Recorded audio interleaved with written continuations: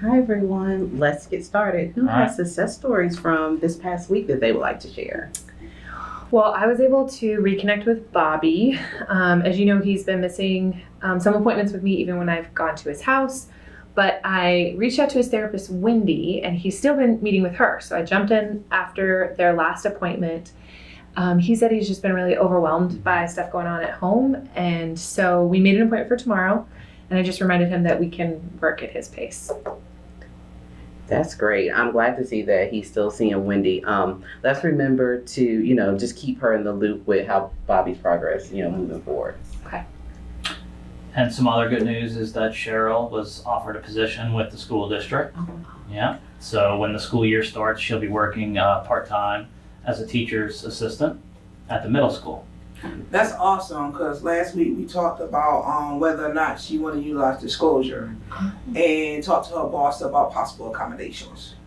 Yeah, we talked about that too when we met last. And for now, her decision, I think, is that she doesn't feel like she's going to need to, which I think is okay. She's been doing really well the last year or so that she's been working with us. So I think between how well she's doing and the work schedule that she's going to have, she probably won't need to adjust any of her therapy appointments or doctor's appointments. So I think she can keep the schedule that she's been using here with our behavioral health staff.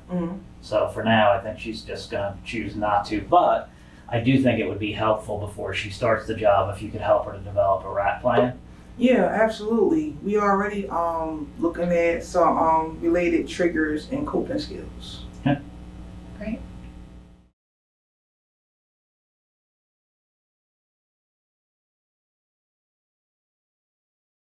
So we enrolled one new person last week, right?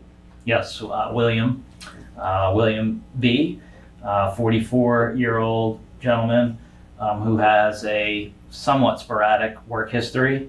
I'm sort of looking at my notes from our first meeting.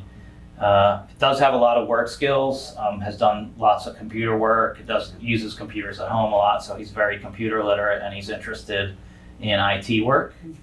I don't know if you might have any leads in that area, but we can talk about that when we get to job development.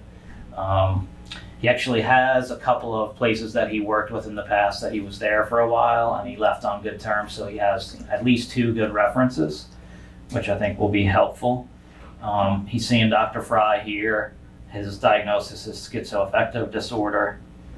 He did have Dr. Fry, I think, made a med change for him a few weeks back at his last appointment, which William seems to be feeling better, but he is mentioning that he still feels tired quite a bit. So, and it's been a few weeks that he's been taking this med now. So we did start our disclosure conversation and made a little sort of outline of the places that we'll do job development.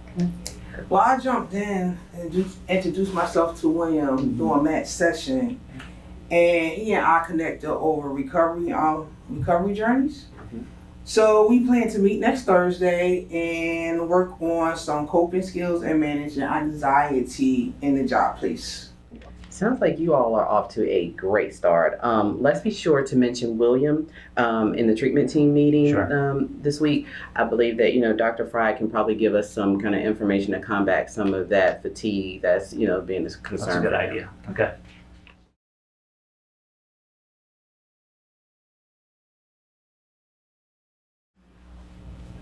Okay, let's move on to staff in some cases. Who has individuals that they would like some help with? I do. Okay. I feel like I'm spinning my wheels with Avani.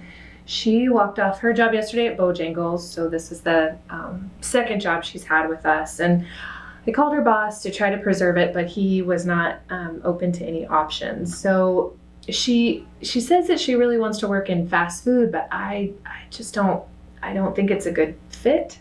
I don't know. I bet you and Ivani are both a little frustrated, huh? Yeah. Can you tell us more about some of her previous job history? Like, what did she like, and maybe why she left her previous employment? So her most recent kind of 3 jobs have all been in fast food, all as a cashier. she says that what she's liked is she really likes interacting with people, meeting new people, but that she ultimately leaves because she doesn't like the hours or she starts having problems with coworkers. So. Well, she told me about working in a high school. Hmm. It was more a volunteer thing, Okay. like an internship. Okay. While she was there, she was in the library. She arranged books, helped people look for stuff, and even did childcare for the elementary school. I wonder if she might want to look at doing that again. Wow. She's never mentioned that to me, but that really makes a lot of sense, knowing her. So I'll have to talk to her more about that the next time I see her and see if we can't figure something else out more along those lines.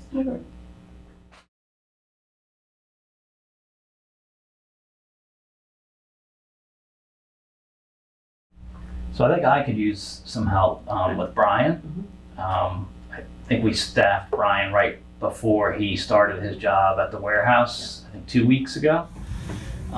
Everything seemed to be going really well. We met several times the first week on the job, either before or after a shift, and he seemed to like it, seemed to be getting along with his coworkers and his supervisor pretty well.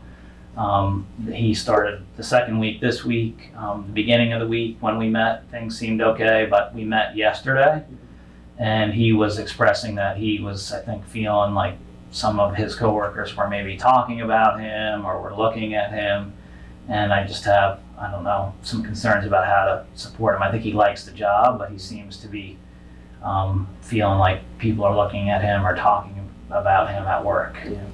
I remember his therapist, Sean, talking about some of his previous concerns with his paranoia at his jobs before. Do you know if Brian is still seeing Sean? Yeah, I know they were seeing each other. They had an appointment right before he started work, but I'll need to send an email and check and see. So let me make a note to myself to do that. Okay. Brian said that he's continuing to take his medications, but if he is, they don't seem to be helping. So. Well, in the past, he didn't want to talk to his boss about accommodations because he didn't want to be treated different. But he wanted to keep this job for long term. Mm-hmm. So I will call him and see if I can pick him up and see if we can talk about disclosure again and see how he felt about it. All right. That would be great, Shayna. You could give him like some concrete examples of reasonable accommodations so that, that we could help him request possibly even working in a different location of the warehouse, maybe where there's less people, even wearing headphones so that he could listen to music, and probably being allowed to take a few breaks and absolutely using us as, to call us as part of his supports. Okay.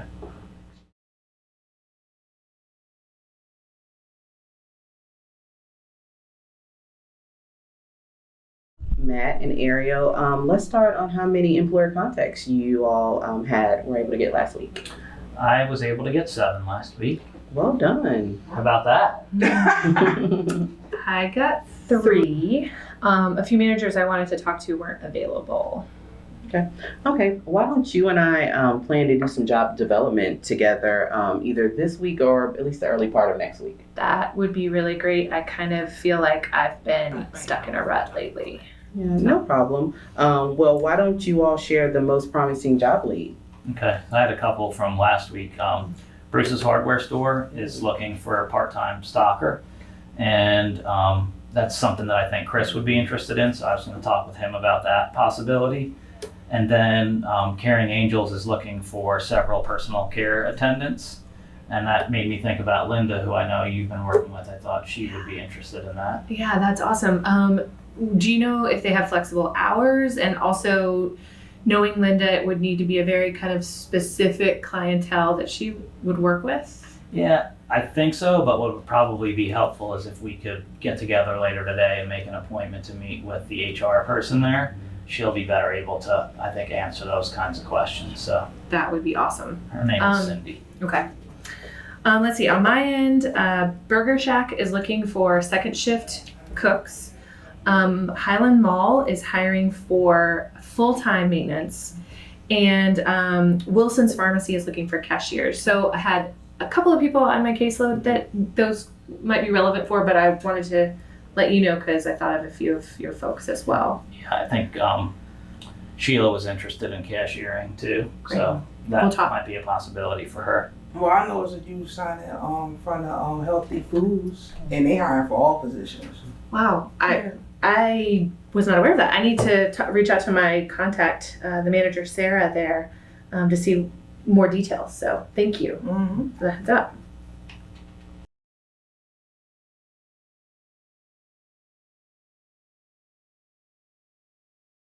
So as you all know, we have been working on kind of improving our timing as far as follow-along supports for when people have gotten a job.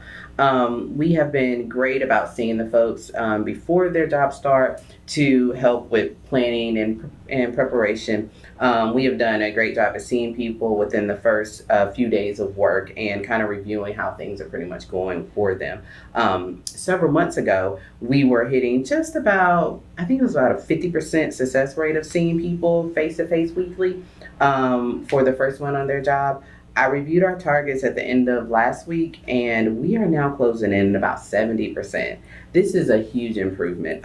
What do you think has helped?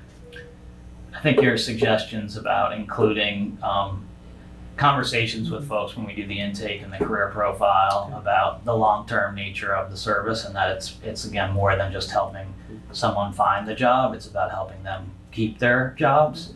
I know, like, when I've been making it a point to talk about it during the career profile, people seem to understand that getting the job isn't always the tricky part, it's the keeping of the job. So I think that was a helpful suggestion.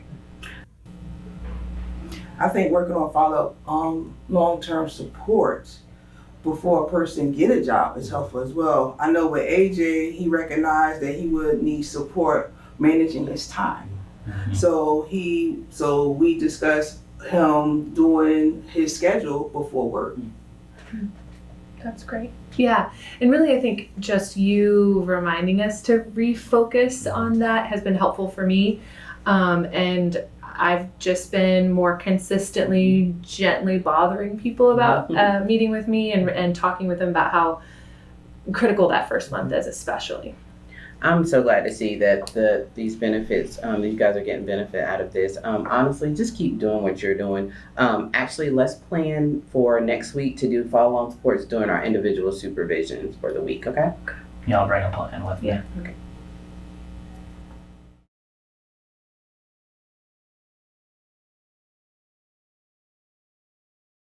Okay, since we have a few people graduating, yay, this also means we can take on a few new folks. So Ariel, I have a referral, this is for Jenny. Okay. She sees Wendy and for therapy, and she's interested in working with animals. Cool. And Matt, this one is for referral from VR, and it's for John. John would like to work in the helping field. I think he had mentioned nonprofit or working in schools.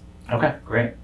I'll try to set up a meeting for later this week. Yeah, I should be able to do the same. Just a few reminders before we wrap up. Please remember to submit your notes within 24 hours. And let me know if you're having any troubles with this, okay? And make note of any job starts this week and be sure to schedule them on the timely support appointments. Matt and Ariel, we will be doing field monitoring for job development next week, okay? All right. And I think that's all. I will see you all in a few days at the treatment team meeting. Thank you guys so much. Have a great day. Have a good one. You Thanks. too.